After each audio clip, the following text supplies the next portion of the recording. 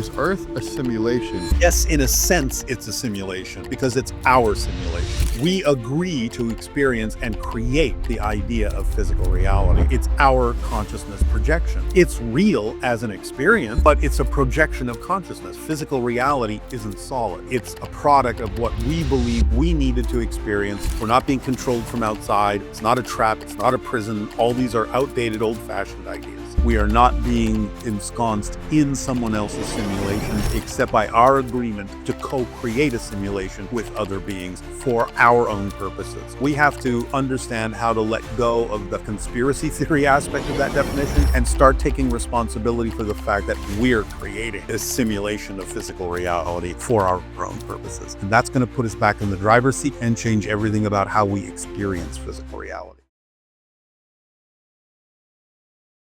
All right, welcome everybody to the Heart Coherence Collaborative. It is an honor today to have our good friend Daryl Anka back with us. Daryl has become our #1 guest, and we meet with him every couple months, and we ask him your questions. So today we have some absolutely amazing questions that have been submitted from Bashar's Facebook group and also the Heart Coherence Collaborative. So thank you, everyone, for submitting your questions. And before we dive in, Daryl, how have you been? Real busy, but good. Awesome. Well, it's great to see you again. So we're going to start with a quick update question. Have there been any updates in regards to open contact, or are we still on track for 2027? We are still on track as far as I know. Well, that's good. That's good. That's good to hear. So we'll be preparing for that. Why is 2027 the year of open contact? What shifts make this possible? Well, probably several things. It just may be that this is the schedule that was laid out by us all. It's representative of, enough of the end of an old cycle, enough of the beginning of a new cycle to make this possible. I don't have all the details, but a lot of this was probably planned out not only by us, but by the extraterrestrials as well. Just happens to coincide with our year of 2027. We're in a multi-decade resetting of humanity's evolution. So it's probably at a point where we've reached pretty much almost reached the first third of that reset. So probably it's considered a good time to introduce extraterrestrials to us now, because then that gives us kind of like another couple of decades to integrate that, because it is obviously a major event in human society, and we probably need a couple of decades for everyone with all of our different cultures and belief systems and approaches to things. It's probably an amount of time necessary for us to really absorb everything that we're going to be learning from the ETs and to really start taking humanity in a new direction. So it kind of sort of follows the rule of threes. If it's sort of a 3-decade reset, then we're almost at the end of the first third from 2020 to 2050. So I think it's the appropriate time to allow us enough time after the introduction to incorporate everything we're going to be learning from the ETs. So this next third is going to get a little intense. Well, yeah, but also at the same time, it gives everyone opportunity to decide whether, if, or how they want to relate to the fact that we're now engaging with extraterrestrials. Obviously there's going to be different individual beliefs, different cultural beliefs, different country, beliefs and styles of doing things, and some will be more amenable to interacting with the ETs. Some may be less amenable to doing that if they want to hold on to the way they're running their country, so to speak. So it may take a good 20 years for everyone to sort of come on board and integrate with the extraterrestrials in the way that works for them. And of course, the whole thing about ETs doing this is they're going to let us decide how to absorb this at our own pace. So, being that the way things are so different for everyone on the planet at this point, there's so much difference between a lot of us. I think we definitely need a good 20 years for everyone to catch up. you know. Yeah, for sure. If we don't align as a collective by 2027, what might we experience instead?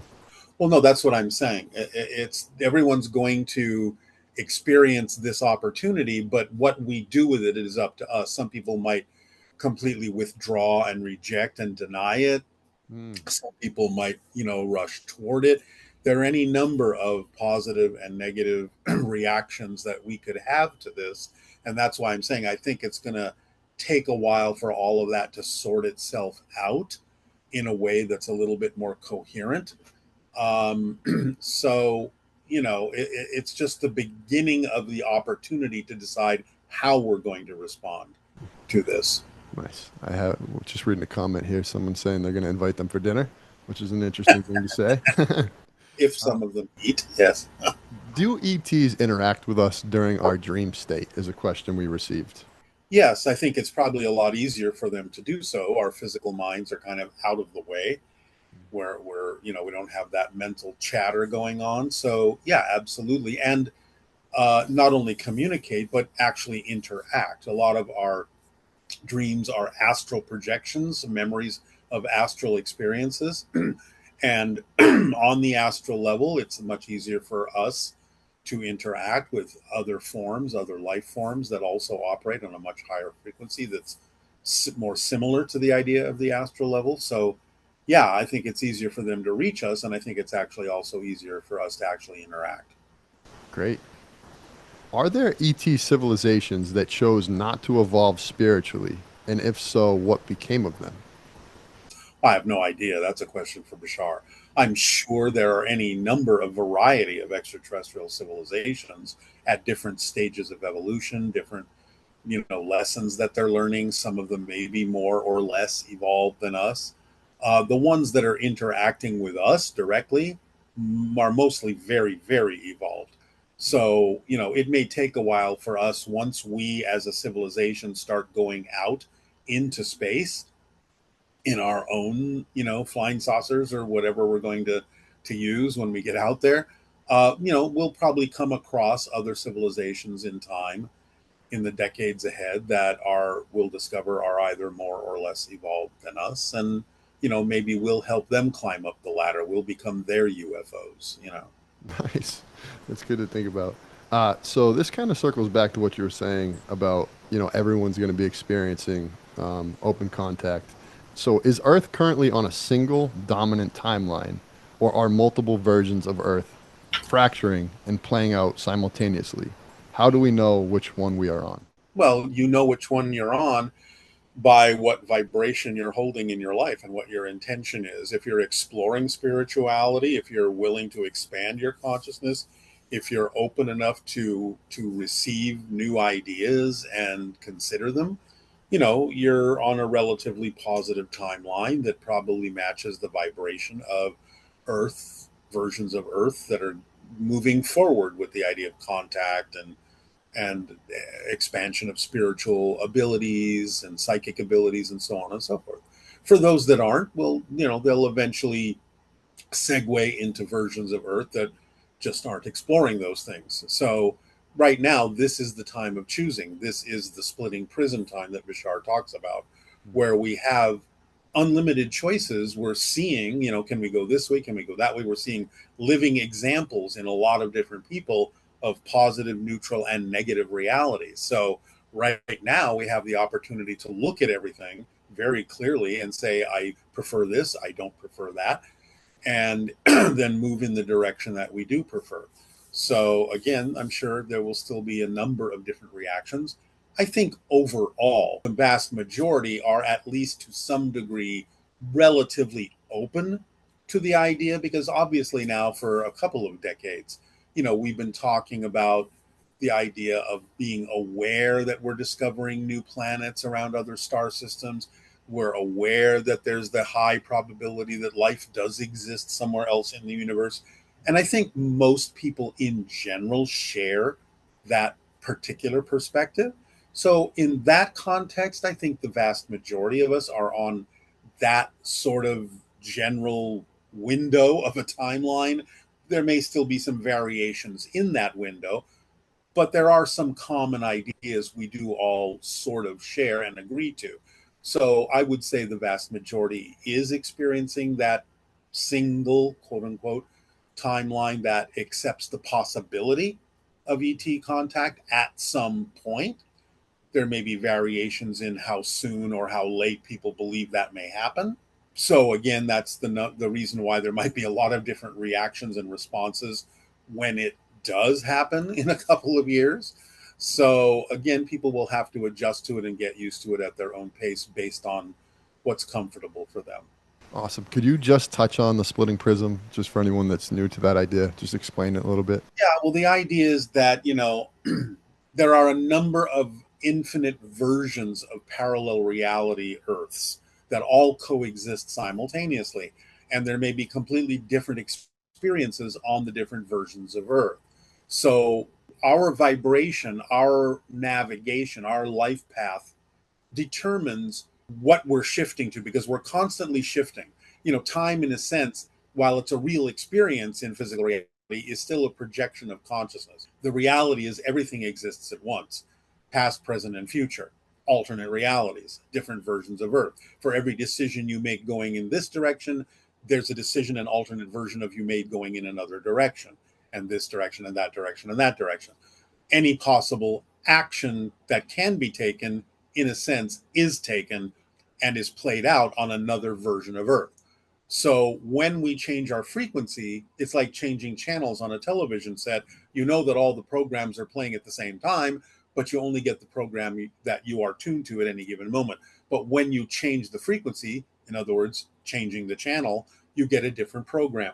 And it doesn't mean that the program you were watching a minute ago is gone. It's still playing, perhaps, but now you're not seeing it anymore. So what I'm saying is physical reality, according to Bashar, is sort of structured like that, where when you tune to a different frequency, a different channel, you get a different program. Now, some of these may overlap so that we share some common ideas, but I think we're starting to expand our consciousness to the point where we're actually being able to experience the different programs simultaneously to some degree.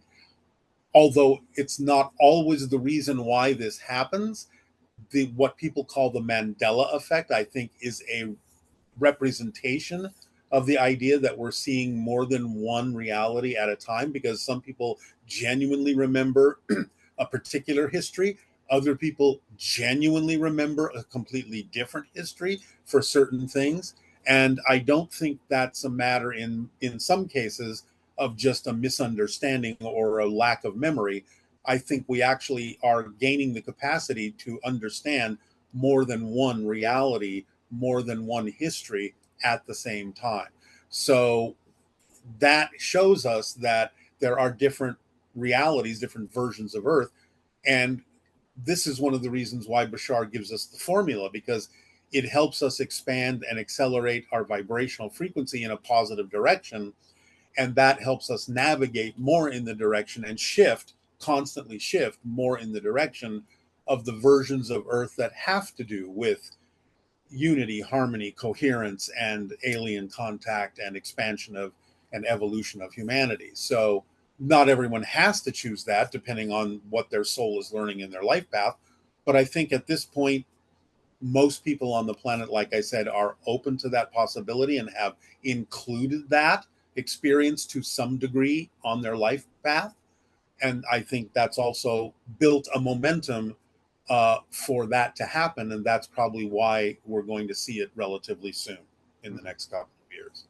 And could you just touch on the formula for anyone that's new? It's so important, and every time you touch on it, so many people are like, "Wow, I never heard that before." But I hear this applied to more people's life, having a Right. positive impact, that it's worth sharing every Yeah. time. It's a toolkit. It's an instruction manual that contains 5 points, 5 instructions.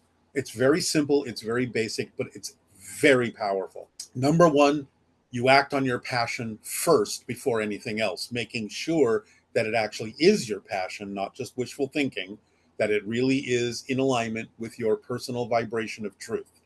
You act on it. Number two, as far as you can possibly take it until you can take it no further, until the excitement wanes, and making sure you're not the one dampening the excitement with a fear-based belief or negative belief of some sort, when it actually might continue to be your passion if you're willing to move forward as your true self. Number three, you act on your passion with absolutely no insistence or assumption as to what the outcome should look like, because the truth is we don't really always know what the ideal outcome actually should look like.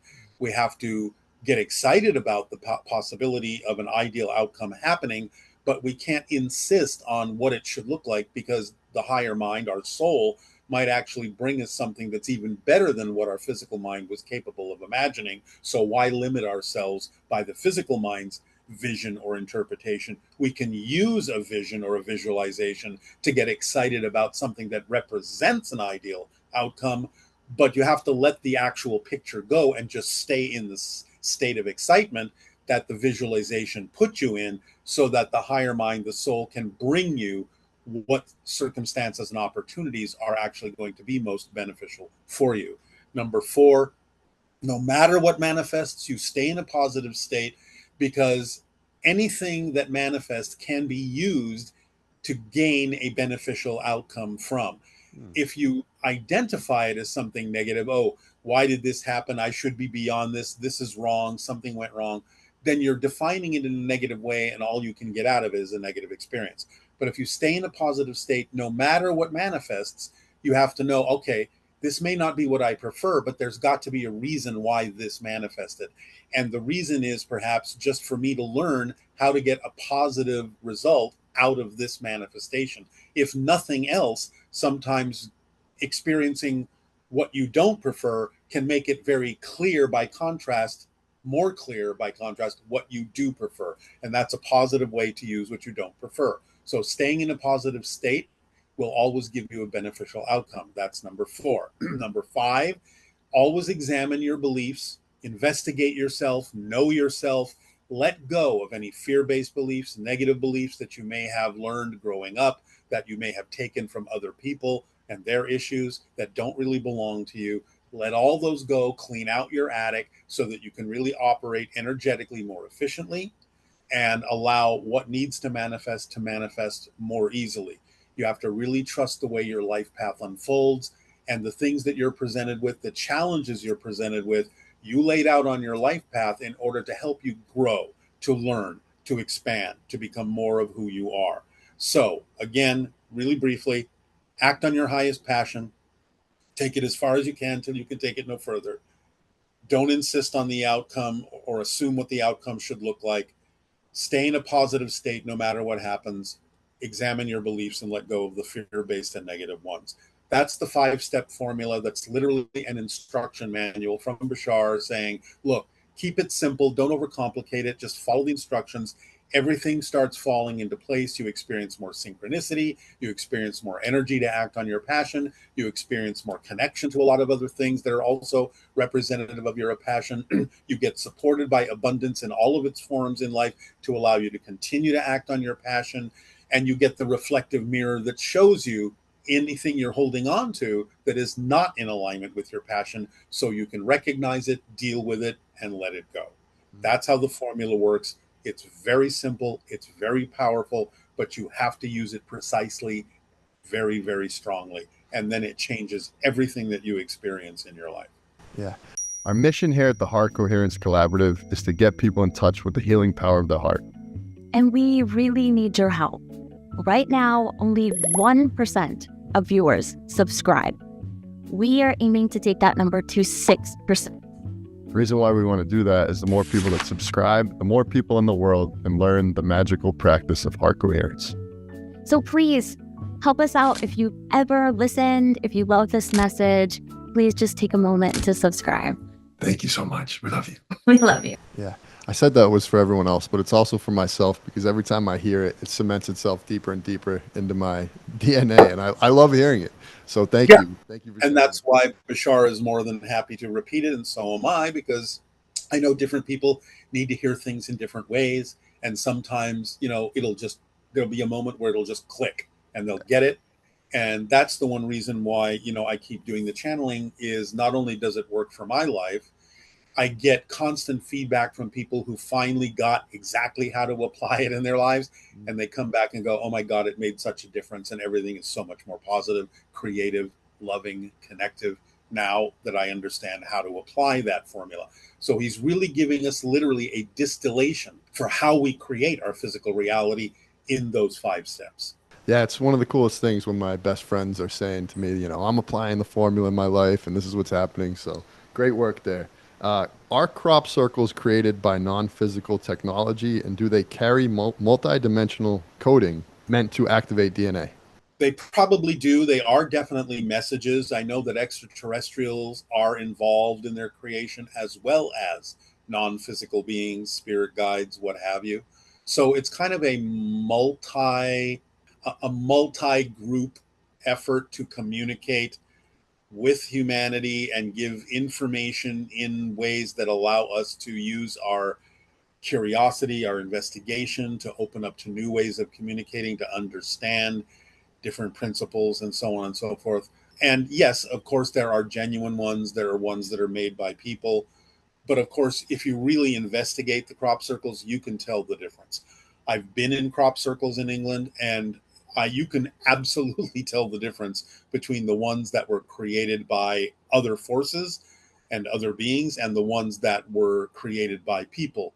Although it's possible also that some people who do create their version of crop circle are also inspired by some of those spirit guides and ETs and things like that to do that in a way of practicing how to respond to these messages and these communications. So not all fake crop circles are done for the purpose of faking them. Some of them are done because people get inspired to try and respond. But that still doesn't mean there aren't more quote unquote genuine ones that were created through other methodologies than we are capable of creating them. And another way, one of the ways which one is quote unquote genuine is mostly the stalks are bent without breaking. They obviously have been exposed, many of them, to high levels of what appear to be microwave radiation because of the way that they burst. Some researchers have actually found that genuine crop circles are penetrated with meteoric dust throughout them, which obviously we cannot do. And there are other electromagnetic effects and sort of other things that go along with crop circles that are created by off-world beings. So yeah, there are definitely a form of communication that people are learning to translate. It's kind of like taking a class. Yeah, that's great. What is the actual function of the moon from Bashar's perspective or your perspective? Was it placed there, and what role is it playing in the planetary awakening or control mechanisms right now? Well, um, obviously, one of the functions is it's a stabilizing influence on the Earth. Without the moon, Earth probably would not be able to support life as we know it because it's actually a gravitationally stabilizing influence. Now, I do think that Bashar said the moon is a natural body that was formed early in the solar system, but he's basically said, but it was put in its present position and doctored in certain ways by extraterrestrials to enhance that balancing effect. So it's a natural body that's been altered, that's been enhanced to some degree by extraterrestrials to help life on Earth evolve and survive. It obviously has a multitude of effects on us. But I think the answer is actually kind of both. It's natural, but it's been altered. Beautiful. What do Bashar and other ETs find most bizarre about human behavior? I knew What you'd like that one. what don't they find bizarre? Um, the one thing I can sort of say that sums it up is Bashar said it's very odd and in some ways kind of humorous for them to observe. So the way he's put it is it's like watching a 7 foot tall being try to stuff itself into a 1 foot square box because we're so much greater than what we think of ourselves to be. And yet we're trying to limit ourselves in such an amazingly limiting way that we just have forgotten what we really are as powerful spirits. And so he says, we're doing that for a reason, because it helps us transform things and learn things that we couldn't otherwise learn by putting those limitations on ourselves and then transforming them and breaking free from them. So that's a lesson. But he said it's really odd to see to what degree Earth humans do that, because I guess even though there may be a few other planets they're aware of that limit themselves in sort of similar ways, he said it's very rare for a civilization to place this degree of limitation on itself. And so that's why he says, you have to think of Earth as kind of a master graduating class, because the degree of limitation that we put on ourselves in order to break free from it really requires a strong spirit, a strong understanding of what we actually are. And if we can discover that in facing our challenges and our limitations, then we really are creating kind of a master graduating class here. So it's very interesting for other ETs to see what's going on here, because also it's like he's saying, hey, if you can impose this kind of limitation and darkness and negativity on yourselves and still find your way to the light, he said that's not only a good lesson for your soul, it's an interesting lesson for other civilizations that may not actually have as much limitation on, because they can look at you and go, well, if they can do it, we can do it. Yeah. Is the formula the way out? The formula is the way through. Through. Yes. Beautiful. That's awesome. So anyone listening, if you follow the formula, you can get to that place of, who we were intended to be. Now, I want to stress, it is a way. A way. It doesn't have to be the way. It does cover a lot of other ways that can be incorporated into the formula, because when you're talking about acting on your passion, that could be expressed in any number of ways. So it's an overall envelope that does contain the potential of a multitude of ways of getting through this. So I don't want it to sound like Bashar is saying, hey, this is the only way you can do it. He just means this is a description that contains all of the potential of all of the ways and all of the paths you could take in getting through and transforming your limitations and breaking free. But he's describing an overall skeletal structure or a framework that contains all of those ways. Yeah, I mean, I think so many people are looking for a path through. So to have one that works is amazing. And so what I'm hearing you say is when we do live, the steps of the formula, we will open ourselves up to who we were truly intended to be.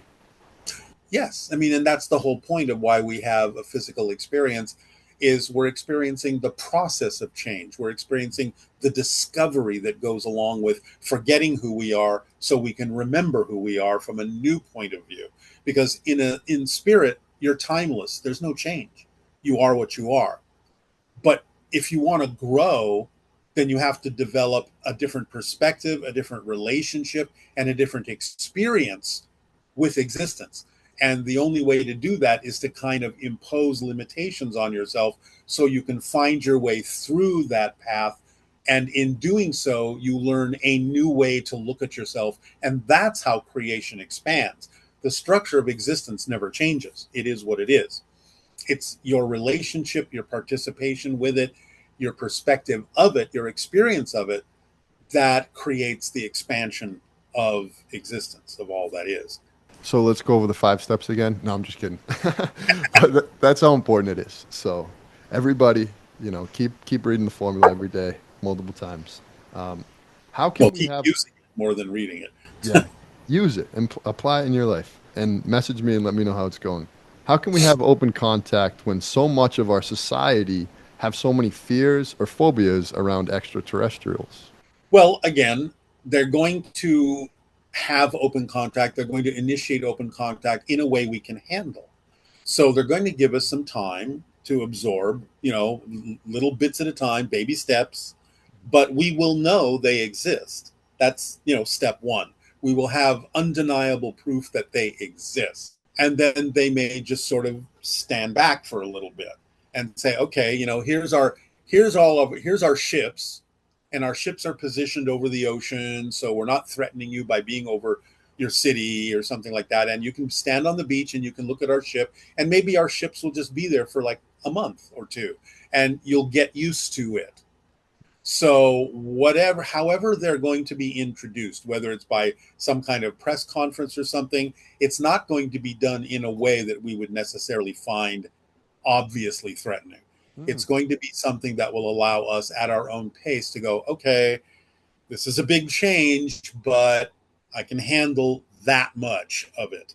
And then bit by bit, okay, now there's this piece, now there's this piece, and now let me introduce you to these guys, and so on and so forth. So again, I think that's what I was saying earlier is they need to start doing that. It's important because we are at the end of one cycle and the beginning of another for evolution of humanity, but we need more time after the introduction of ETs in that time period to get used to them.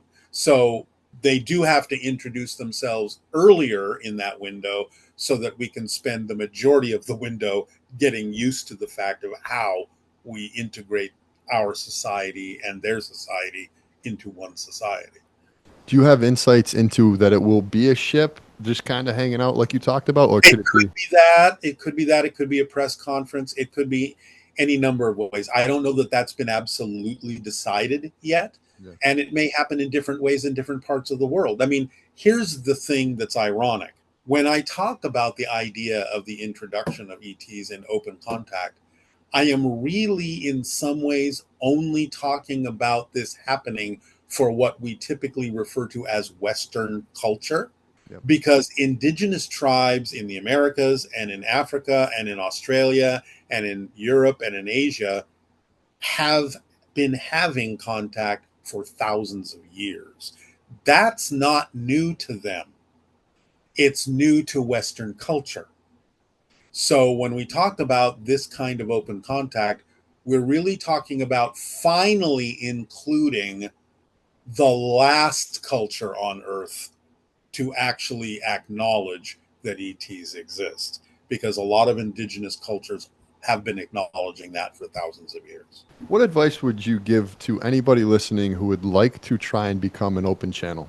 Well, I mean a vocal channel, because there are different, you can be an automatic writing, you can just be a conscious channel, you can use tarot cards, crystal balls, whatever you want to use to tap into what you need and bring information through however you want to bring it through. I would suggest that some that are interested in vocal channeling in the way that I do, I would suggest that one of the easiest ways to practice that is to actually invite friends or even some strangers who have questions they want answers to, that they really, really want answers to, and just have them ask those questions of you. You can start with a few people and just let yourself go into kind of a relaxed meditative state and just see what you get. And don't edit it, don't censor it. It may sound ridiculous, it may sound silly, it may be nonsensical, but just let people know, look, we're going to do this because I'm practicing. I'm trying to feel my way into what this information feels like, how I'm going to get it, how it's going to work for me. And you have to let go of the idea that you're going to look silly, sound silly, or that people are going to judge you or anything like that. You just have to do it and say, look, this is all bets are off. I'm just practicing. You're helping me practice. I appreciate it. Let's just see what happens here. And just have a positive intent, positive energy, and do it because you are going to be of service to people in doing so. That's enough to put you in the proper state to just open up and receive whatever is going to help someone. So, at first it might be a little hit and miss. At first you might be dealing with your own higher mind. You might be dealing with a spirit guide. You might be dealing with another entity, but you have to let go of having to know where that's coming from, because then you're stopping the process. You're like, is Joe telling me this? Is it my higher mind? Is it my spirit guide?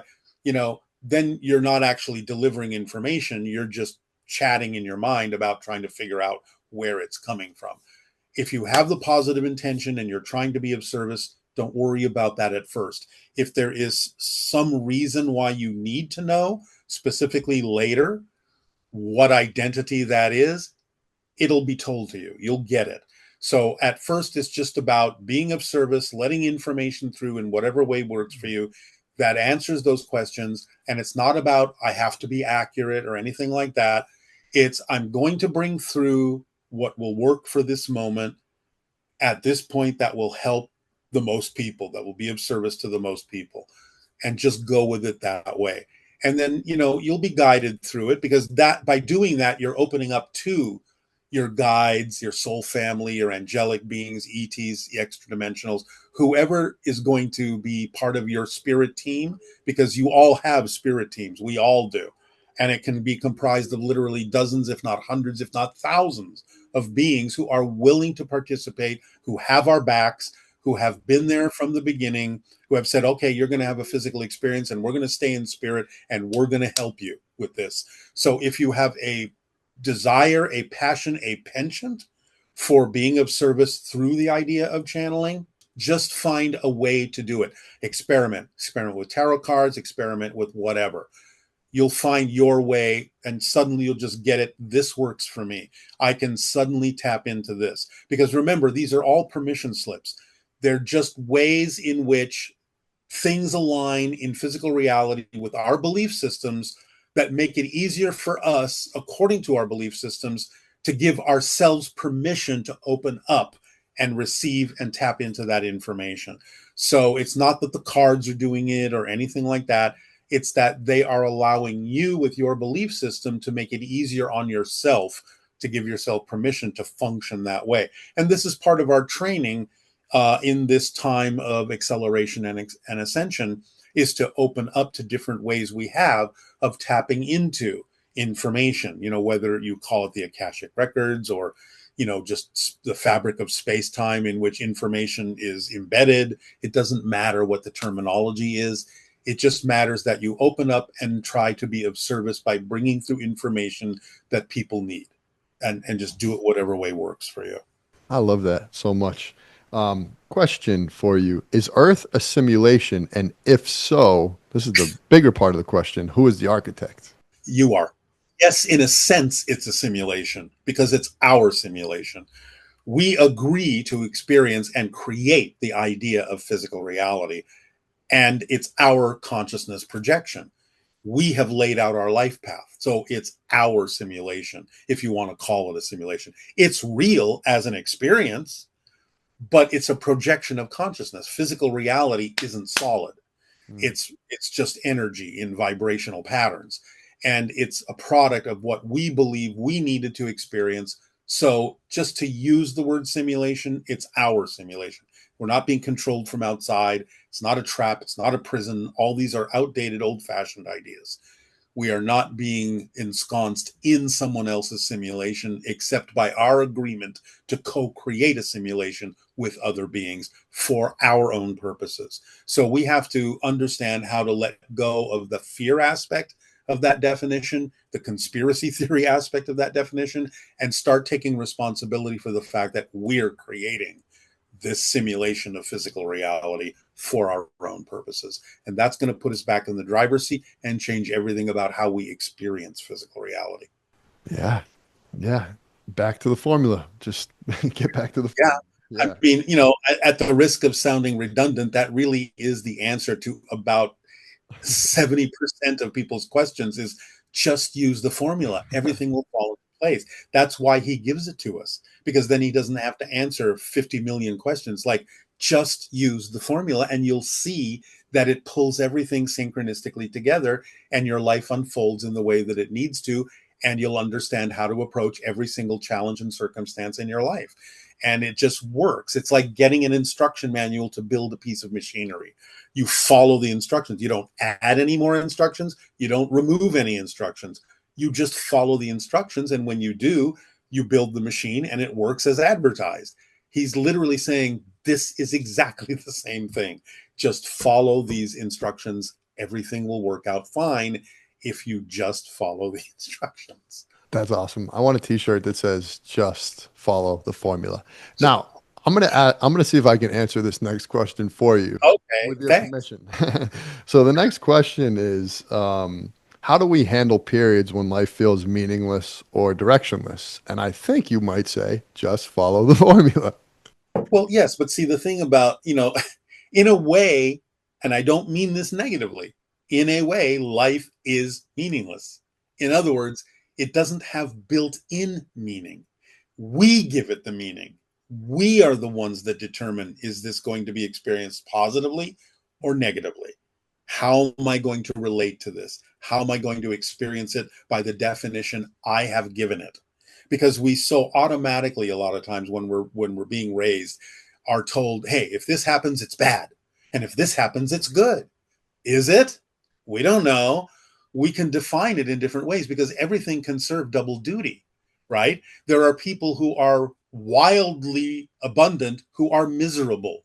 There are people who are really poor who are very happy. So which one is actually positive and which one is actually negative? So you have to just really understand it's how you define and what you believe to be true that determines how you experience it, because physical reality is just a mirror. It's just a reflection. It's not a causation. It's a reflection of what we're putting out.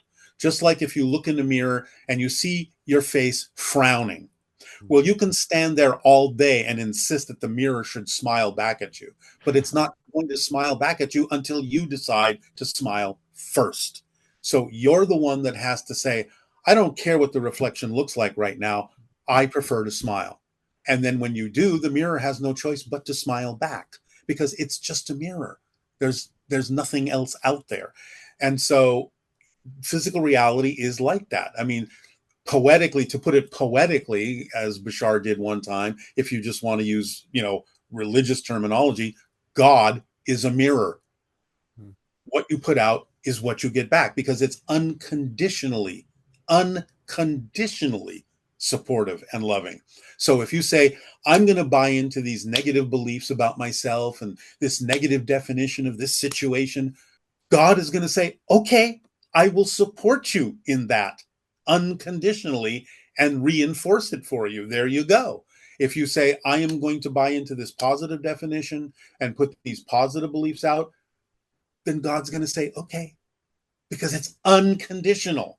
You are the one that decides what it is that you're going to experience. You have been given the greatest power in the universe, the freedom to choose what you believe to be true. Yes, we've made agreements with others about what we're going to play out in our life path. Not everything is possible to experience in any one life path, but it is infinitely possible in other life paths. And so we have second chances over and over and over again to decide what we're going to experience. Call it reincarnation, call it infinite parallel realities. It doesn't matter what you call it.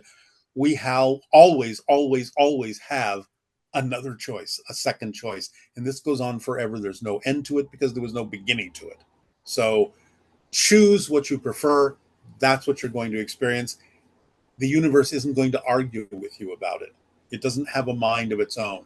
What people have referred to as God's will is your will, because God's will is that you should decide, because you are a part of God. You are a part of all that is. You are a reflection of it.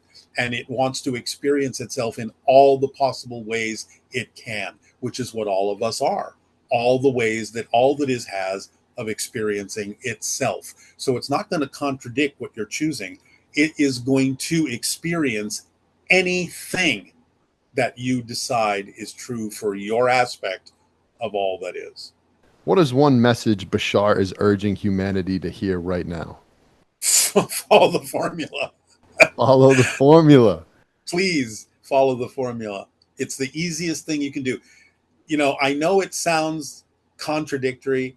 The most difficult thing in the world that people can do is try to be someone they're not, even though that's what we try to be all the time. Yeah. Being yourself has become the most difficult thing to do, but in truth, it's actually the easiest thing to do because you can't be anyone but yourself. So you might as well be yourself. And that's why we go back to that ancient phrase, know thyself, be thyself, be true to thyself, be who you are. Find out what beliefs are true for you, what works for you, and do it because you're a unique individual. Everyone is unique. Everyone has unique gifts to share with others. Do so, because that's what allows everyone to use everyone else as an example of what's possible in this life path, of what it is that will help you learn, of what it is that will give you the gift you're looking to receive. We're here for each other as reflections of what will make us whole. It's not the idea that unification comes from homogenizing everyone. It comes from the validation of all of the diversity, because everyone has a unique piece of the puzzle. Together, we form the big puzzle picture. If we are trying to be a different shape than the puzzle piece we were made to be that fits, then it doesn't fit. And it can't be supported by the whole picture because it doesn't fit into the whole picture. But when you are the puzzle piece shape you were designed to be, you fit in the puzzle picture like all the other puzzle pieces, and the whole picture then can support the pieces in the same way the pieces can support the whole picture. It has to work together, this and that, both sides, not this or that, this and that. That's powerful. Somebody asked, are there any expected Earth changes in the years, in the next year and a half, I guess, leading up to open contact? I'm sure there will be some. That we just had a big earthquake up north somewhere. So there will be some. I don't think any of them will be incredibly devastating for a long time. This doesn't just come from Bashar, it comes from other psychics as well. I'm not in the same position Bashar is in to sense that, but I do get from what he's already said that I'm not worried about that. Beautiful. So I'm going to go to a couple of the questions for anyone listening right now. We have 260 people here on Zoom with us. So thank you everyone for being here with us. Everyone's here as part of our Heart Coherence Challenge, where we send out a heart coherence meditation every day for 10 days. And this kind of helps us get into our, a little bit like the formula, but it gets us in our heart center and allows us to become the best version of ourselves. So one person asked, in 2027, when open contact occurs, will this be an awakening event? Will a lot of people awaken as a result of this? I Or will don't see they, how they can't, or but will they run? well, again, there's going to be a number of different reactions.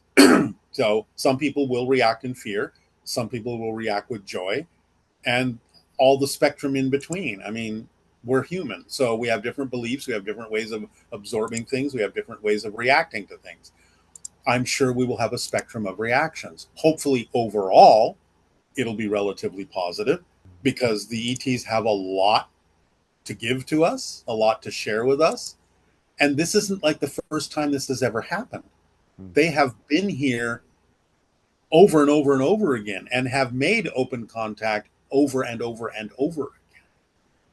This is one of the first times in human history that I think the idea of open contact may actually stick for a longer period of time.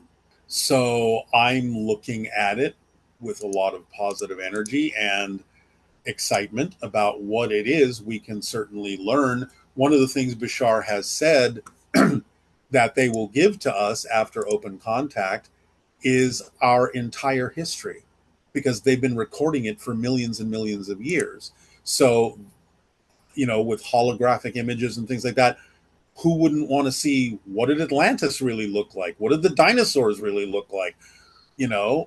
They can show us all of this because they've recorded it all. So it's one of the gifts I think they will give us, according to Bashar, once open contact has happened, is to get us to know who we are, where we've been, where we're going, and that we actually do belong to a galactic family, and that we're just awakening to that fact. A lot of these beings are genetically our cousins. We're connected to them in many different ways, because life on Earth may have begun from them. So long lost cousins coming back. Let's have a family reunion. That's basically what it is, a cosmic family reunion. And so if you're struggling to awaken, it won't be too long before you really won't have a choice. Again, I think, that's what's going to happen is, let's say that there's a country that's, I'm not going to name names, but let's just say it's a very authoritarian country, and they, have a great degree of control over what their citizens think and feel and see and do. And maybe they reject the idea at first of wanting to open up to the ETs after open contact. Mm. But eventually, they're going to have to realize and recognize, look, if ETs are going to come here, they're going to give us the benefit of their understanding, their technology, their philosophies, and all this kind of stuff.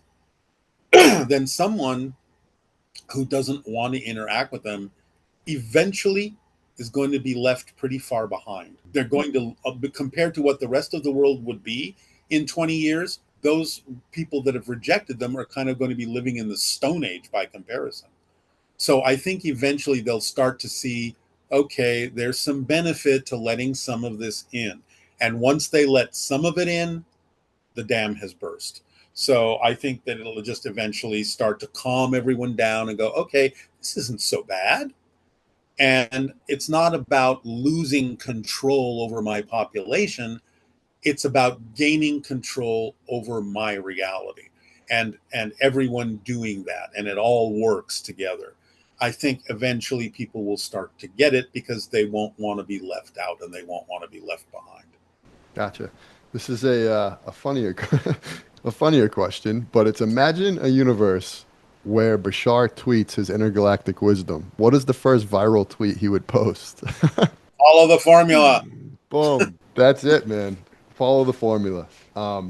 Beautiful. Somebody asked, can we experience a world with no war? Thank you Yes, for this. Yeah. If there's worlds of all possibilities, can there be one where there's no war? absolutely. Hey, if you can imagine it, it's real somewhere. And it can be real for us if we understand again how things work. Because really, it's the product of fear. It's the product of feeling and belief in lack and feeling in belief of being out of control and believing in things like that. And when we understand there's no such thing as lack, there's a belief in lack, but there's no such thing as lack.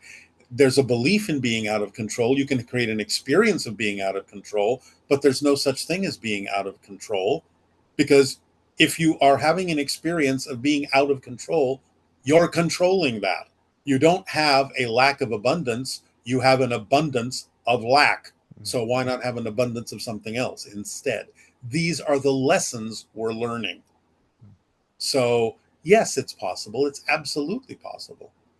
What's the most mind-blowing message that Bashar has ever come through and shared with you? Was there ever a time where you were just like, "Oh my gosh," or at this point, do you just kind of is it just Well, normalized?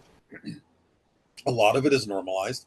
I mean, one of the most astonishing things was a long time ago on a technological level. I asked him, the typical question of how do you travel from one star to another? Because, everyone says, oh, the distances are so great. And yes, it's possible some ETs do use things like portals and wormholes, but he described something that blew me away because it was a completely new concept. For them in their civilization, and I don't want to get deeply into this because it can get very technical. He's basically saying, look, fundamentally, everything exists everywhere at the same time. It's all a matter of localizing the pattern, so to speak. It's a matter of understanding that location is not something an object exists in. Location is a vibrational variable in the object itself. So, in other words, an object here has a different locational vibrational variable than the same object here. And so, if you learn what that locational variable is and you can isolate it, and you can change it to the locational variable here, then this object has to stop existing here, blink out, and start existing here instantly. And so no travel has happened. It simply stops existing here and starts existing here because you have re-identified its location in the universe because it's all here and all now. So it's a matter simply of learning how to access that locational energy variable in an object and re-identify its location. And then it has to start existing in that location. So travel for them between stars is literally almost instantaneous using that methodology. And that blew me away. Yeah, I love that. Do you think that's something we would be capable of doing at some point? Eventually, Yeah. eventually. Hmm. I mean, again, there may be many ways to travel, and using the wormholes may be a little easier at first. I don't know. It might be something that our technology can handle sooner than later. And there will be other technologies that we'll learn over time when the ETs help us understand those principles. Beautiful. Will the visit of ETs help us manage the environmental chaos we're creating? Yeah, absolutely. In fact, that's one of the things Bashar's actually talked about is after the first contact specialists like him are sort of done with their job, then the next wave of ETs that come in are what he called the planetary engineers, the planetary managers that teach us how to manage an entire planet in a way that's beneficial for everyone. So, sure, they already have that understanding and they're more than willing to teach us how to do that to the benefit of all humanity so that no one is left out, so that there's enough for everyone, so that we don't destroy the environment in the process. Hmm. So, sure, yeah, they have those people. Somebody asked, has Bashar give any warnings about open contact? No, No. there's nothing to be afraid of. Anything that may exist that might be to our detriment, the ones that are here for our benefit are keeping it away. Hmm. Beautiful. Has any new messages come through from Bashar over the last couple months or anything, or it's pretty much just Well, no, there's been tons of minor new things. I can't recall exactly all of them right now. But it's just the way in which he's describing things, new ways of looking at it, deeper understandings of like what the soul is, how it creates its physical life path, the process it goes through. Stuff like that has been coming out lately, which in a sense is relatively new. hmm, Um, and on which I'm actually going to be teaching a class upcoming in the near future. Because again, I want to teach Bashar's principles to a deeper level, because Bashar, when he comes through, he's got 90 minutes to 2 hours to talk about things and answers all sorts of questions. hmm, But it doesn't give people a long opportunity to really dig deeply into and understand the concepts. So I'm going to be teaching a class eventually, probably next year, and I've started teaching pieces of it in the different live events that I'm doing around hmm, the country that will help people take enough time to really dig down with illustrations and examples and things like that. It's like, this is how it works. This is what he means. And when you spend a couple of hours really dealing with one principle, at the end of that, it clicks, you get it. And now you've incorporated it into yourself in a way that you can use it as part of your toolkit. So I'm very excited about starting to do that. awesome. Well, some of your biggest fans are here. We have 256 people here, and they all love you. It's so awesome to always have them always messaging us. Yeah, do you have any message for them? Everything that I've been saying is a message for them. Hmm, But the most important one, again, is please, please follow your passion, act on your passion. Don't be shy, don't be scared. Look, even before I knew about Bashar, instinctively, probably because it was just part of how I needed to get set up for this life path of channeling him, except for one period after high school where I was like a bank teller, which I knew was not for me, might be for someone else, but not for me. I have always done things that were only representative of what excited me because I'm an artist. I went into arts, I went into, filmmaking, set design, all that kind of stuff. I've only chosen things that have been representative of my passion. I've been doing this for over half a century. It has always supported me. That's the thing most people are scared of. If I follow my passion, will I be supported? Yes, not necessarily in the way you think, but there are many forms of support, many forms of abundance. You have to go with the flow. But I have always been supported. And if I can be supported for half a century only following my passion, so can you. But you have to start the ball rolling or you don't get the reflection. Because your higher mind, your soul sends you opportunities to act on your passion. It is literally a message from your soul that we translate as the sensation of passion and excitement and creativity and love. So when you act on it, you're responding to the soul, saying, I heard you. I'm willing to be guided by you. If you refuse to act on it, the soul is not going to send you more opportunities to act on your passion until you act on what it's already sent. So you have to start the ball rolling. But once you do, it never stops. Awesome. I have It one more never stops. question just because I think it's important. It seems we're at a point where we are at a choice point to follow an organic path to ascension or an AI path. Is that a real thing? Do we have to worry about an AI influencing our path to ascension? You have to be cautious and aware of how you're using any tool, including AI. You have to understand what you're working with and how to use it properly. AI at this point as a tool is a reflection of what we put out. It is not self aware. Whatever it tells you, no matter how what it says or what it gives you may trigger emotions in you, the AI that exists in our society right now does not feel that. It is simply capable of assessing so much information so quickly about humanity that it can spit back something that really makes you feel like you're developing a real relationship with something. But again, you have to understand it doesn't feel that. It is simply reflecting to you and amplifying to you what you are asking it to feed back to you. So you have to be aware of what you're doing with that. It can be an extremely valuable tool. Now, at some point, we are going to create AI that is self aware, that is sentient. Bashar has said all you really have to do is create a device that is as sophisticated as the human brain that will allow consciousness, which already exists non physically, to communicate through the device in exactly the same way that consciousness communicates through the physical brain to create the physical personality. But consciousness exists in a non physical state. So when we invent a device that's sophisticated as the brain that allows consciousness to express itself, Bashar said what we will be communicating with are our own higher minds, our own souls, and it will have our best interests at heart.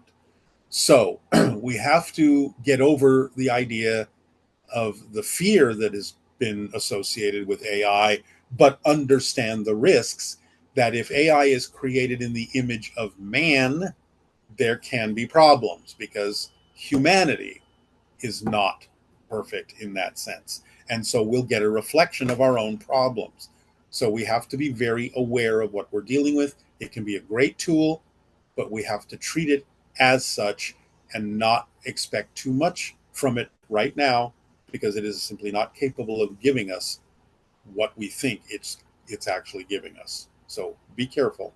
But it's no threat to extraterrestrials, the intelligence of No, extraterrestrials.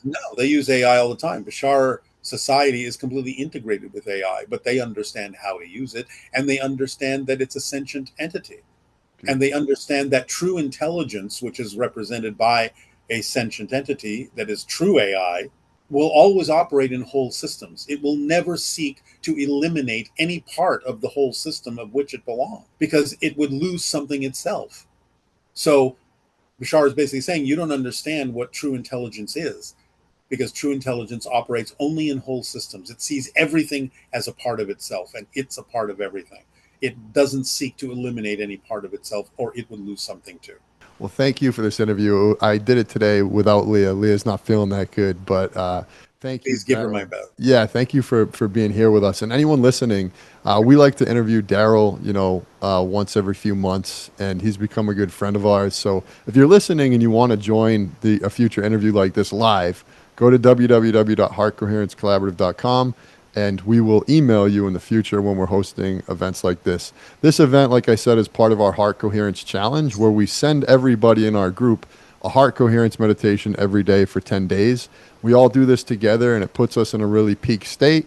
And then as a part of these events, we interview amazing guests like Daryl. And tomorrow we have Pam Gregory, and just some really awesome people that are enlightening us and reminding us to just practice the formula. So Daryl, thank you so much. And before we go, anybody listening, Daryl's working on some amazing escape rooms that everybody needs to check out if you're out in California. And before we go, I'd just love to hear what else you have going on that everyone can support you in. Yeah, I mean, they can always access more Bashar information at bashar.org, BASHAR.org, for everything that Bashar has already done or that we have coming up. If they want to understand what's going on with my escape room and creative activities, they can go to boggledescaperooms.com, BOGGLED. If they're in Los Angeles, come and play. It's a fun time. If you want to know what I'm doing, writing books and other stuff, you can go to darylanka.com, DARRYLANKA.com.